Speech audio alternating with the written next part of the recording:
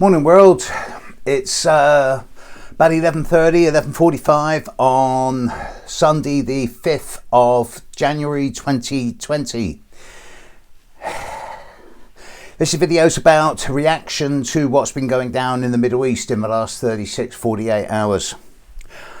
At approximately 1:30 a.m, plus minus 10 minutes each way, 1:30 a.m. local time in Baghdad on Friday morning, Friday the 3rd.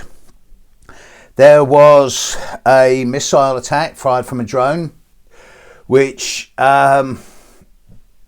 killed the number 2 military person, number 2 political person from Iran. Now there's lots of politics going on around all this. Come to that in a minute, a little bit. It'd be easy to get caught up in this and to buy into the hype and spin and to get very vitriolic. It'll be easy, especially, to look at the large-scale, long-term religious issue about this. I mean, for millennia, Christianity, Judaism and Islam have been fighting at each other, and it'd be very easy to just sort of go on a rant about how all types of religion just is... I'm not going to waste my time. You all know my attitudes towards religion. Religare, the binding down. Theology, religious dogma, religious theology. It's not compatible with astrology. What I do want to look at is the astrology of this. Now, at the moment of the attack, there was a Mercury-Jupiter conjunction at 7 degrees, 8 degrees of Capricorn, less than half a degree between the two. The moon was at 7, 8 degrees of Aries, square to the two of them. At the moment of the attack, it was a very late Libra, very early Scorpio rising, and Uranus was setting on the descendant, which is, okay, that's always an indicator of unexpected and unpredictable challenges. But all of these astrological factors, there's nothing there that speaks specifically of an attack or something that's surgical. Instead, I am looking at the fact that at the moment of that attack, Mars in the sky was at 29.75 of a degree at Scorpio. 29 Scorpio has always been seen as an extremely powerful degree in the horoscope. Not so much in natal charts, but especially by transit, and any transit of a planet at 29 degrees of Scorpio, whether it is the Sun or the Moon particularly, all the way from Mercury and Venus through to Saturn or Pluto. Any planet passing at 29 degrees of Scorpio is going to have an impact in terms of global events, and particularly with Mars. Mars being the planet of violence, aggression, warfare, as well as bravery, heroism and courage. But for Mars to be at 29.75 degrees of Scorpio just at the moment of that attack is actually hugely symbolic and relevant from an astrological perspective. I don't want to get into the political and the religious significance of this moment, because that's going to imply personal opinion and bias. But from a purely astrological perspective, or at least as objective as I'm capable of being, just before New Year, when I did my global video for the year, I said that January was going to be the most difficult time of the year.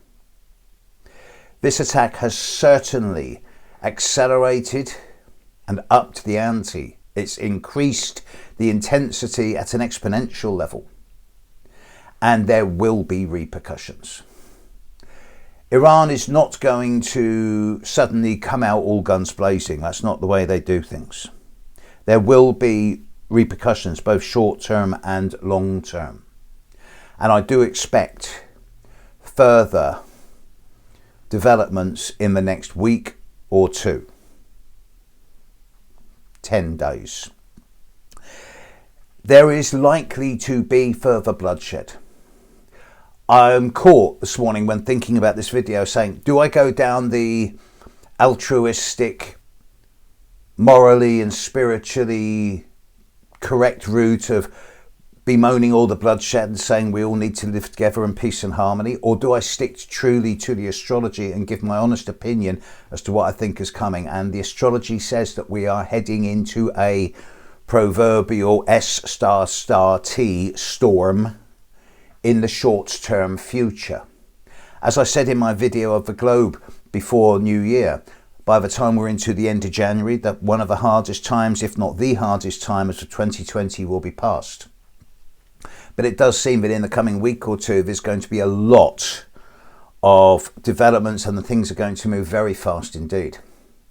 And I do expect over the coming 1 week, bearing in mind that we have an eclipse coming up in 5 days' time, and then the Mercury, Saturn, Pluto conjunction is exact in 7 days' time, the situation's not going to get calmer in the next week. So seatbelts on, hang on.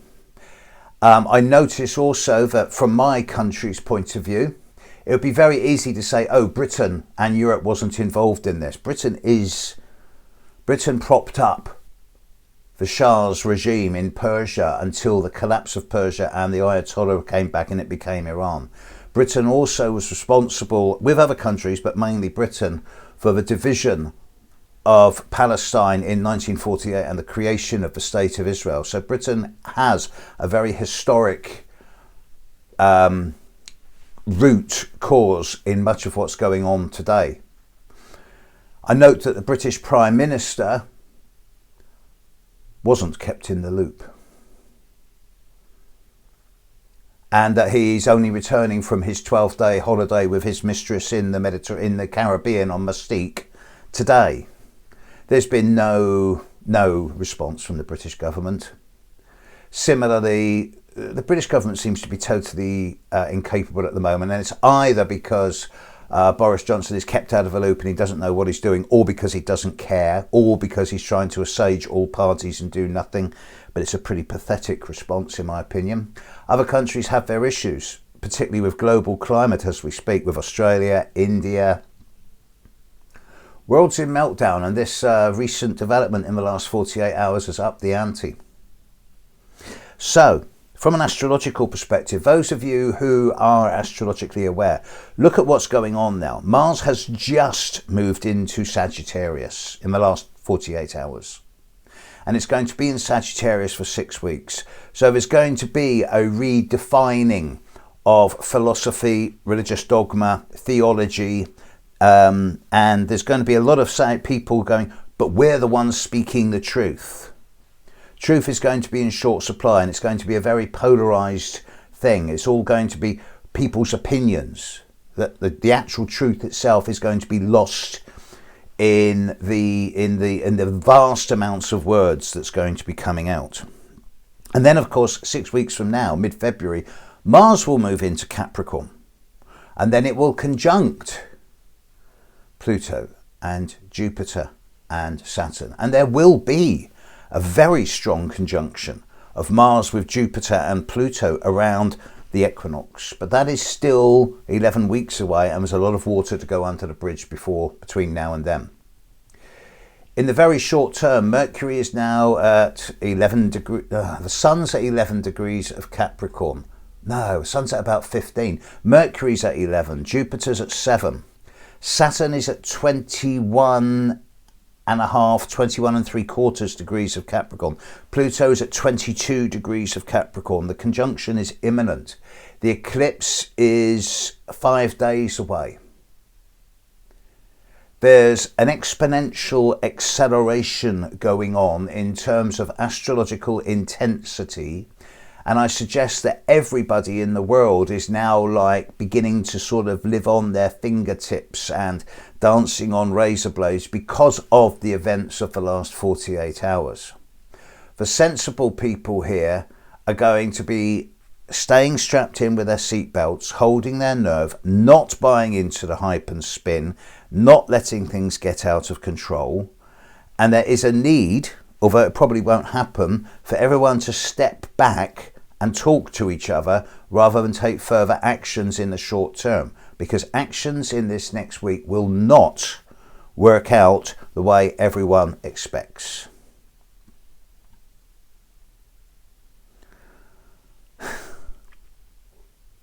From an astrological perspective, this is one of the 2 craziest weeks of the year.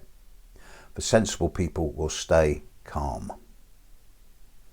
Catch you later, probably in the next 24 hours, world. All right, bye now.